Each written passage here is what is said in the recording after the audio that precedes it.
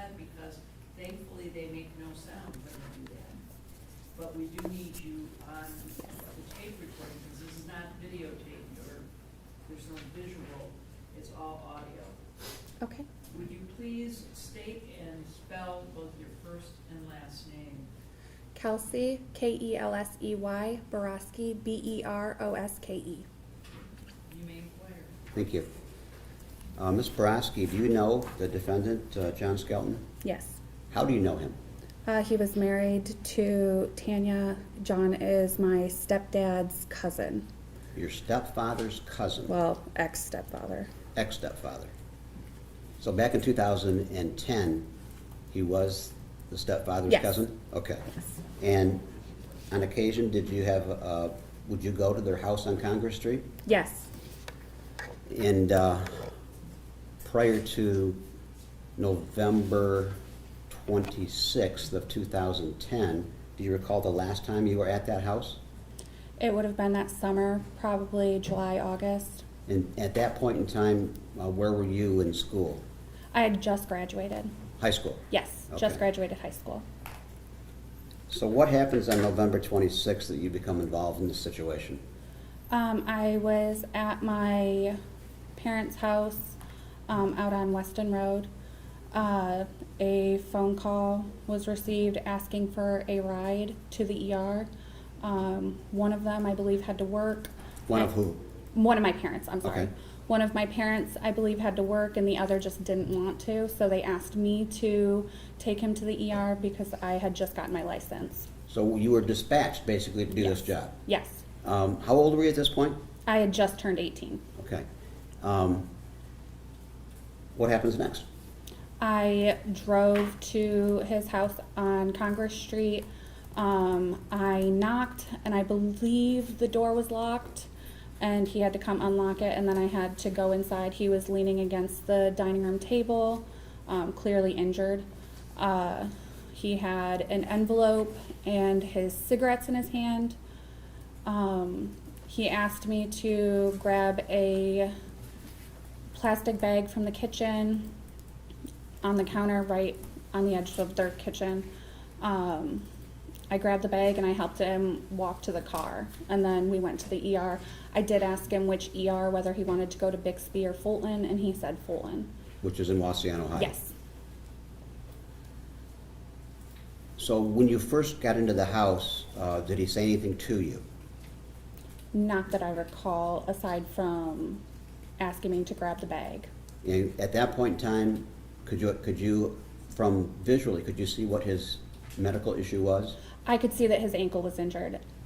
Describe that for, why could you tell that?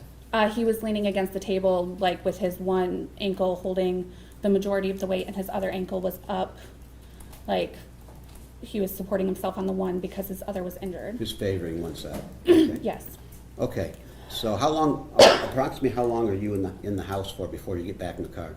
Maybe a few minutes. Do you have to help him to the car? Yes, I did help him to the car. And how did you help him to the car? He was able to hobble while I held onto his arm, and he held onto my arm in return. So on the way to the hospital, he elected to go to the hospital in Waseon? Yes. And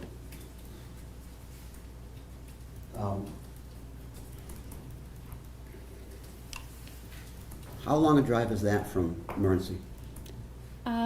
From his house, probably like 20 minutes. Okay. So do you have a sense in your mind what time you arrived at the hospital?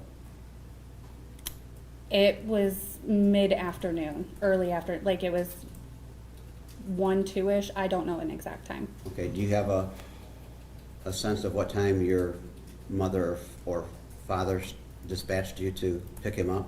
It would have been around noonish, A probably. little earlier than that? Okay, I'm going to show you something in a little bit to refresh your memory Okay. on that. But so on the way to the hospital, does he say anything to you?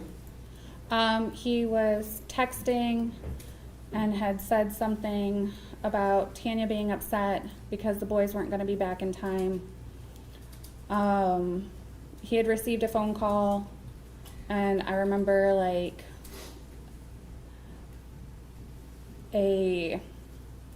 I don't want to say heated, but it was in a more intense conversation. And then he had said, I lost my boys, or I lost my kids, something like that. He said that in the phone conversation or After. To you? Yes.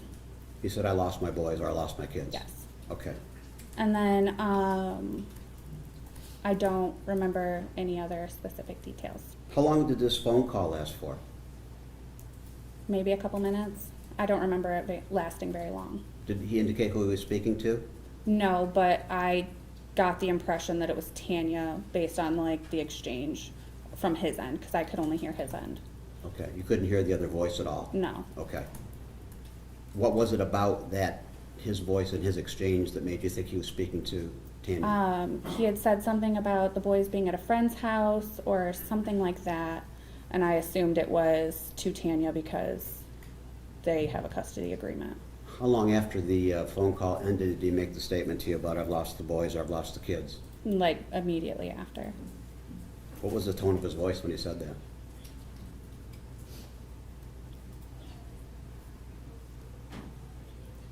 I'm trying to think of the right descriptor.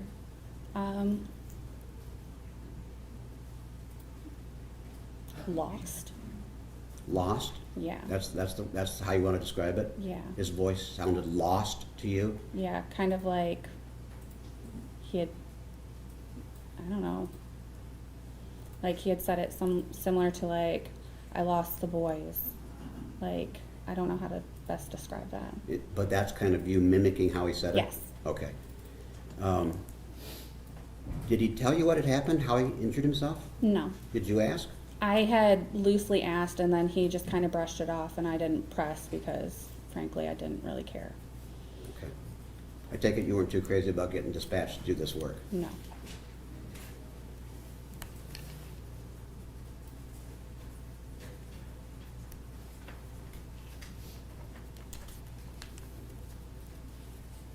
Anna, may I approach the witness?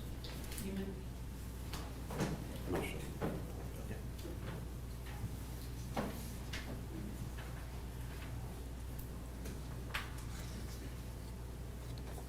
This is the area, I want you to read the first 2-3 sentences, just to yourself. Where? Where did you want me to read? The first 3 sentences, right Okay. here.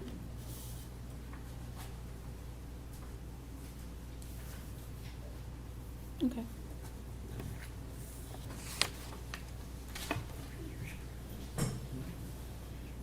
So did that help refresh your memory on the issue of what time this was occurring? Yeah. Tell us what you know now. It was about 1 o'clock when the call would have been received, and then about 1:15 when I would have been to him and then able to pick him up and drive him.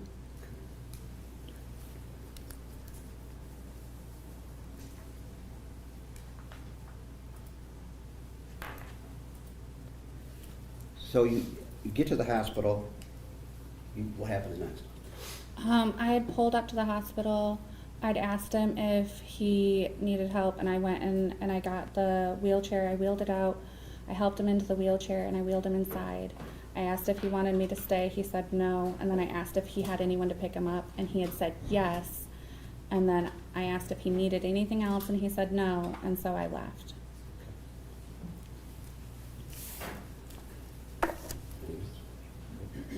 No further questions. Mr. Amadeo may have some questions for you. Good morning, how are you? So, you were 18 and you were dispatched to go pick up John on Thanksgiving Day of 2010, is that correct? It was Black Friday, wasn't it? Was it Black Friday? Yeah, I believe. Okay. So, do you remember the date? The 26th, right? Okay. And can you describe, you said John was injured. What did you actually see when he walked in? Can you explain how he's leaning up against the table? What do you see when you walk in? He was in a robe and pajama pants and slippers. He was leaning heavily on the dining room table, which is just off to the left when you walked into the house. He was heavily favoring his leg that was closest to the table, from what I recall. And the other was mostly lifted off the ground, like maybe his toes were touching the ground.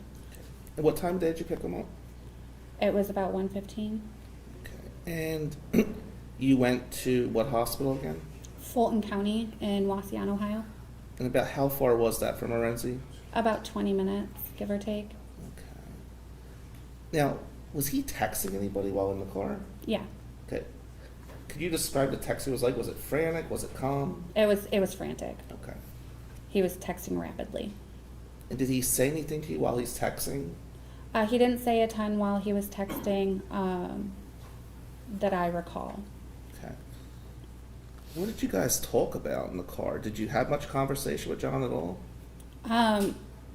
No.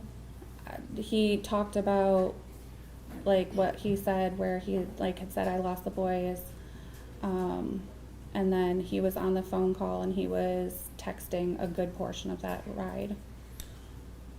So, to be clear, and correct me if this is wrong, from your impression, he was texting frantically and he sounded lost when he talked to you about his children? Yes. Nothing further. Thank you. May she be excused? She may. No objection. You may step down, you may remain in the courtroom if you wish.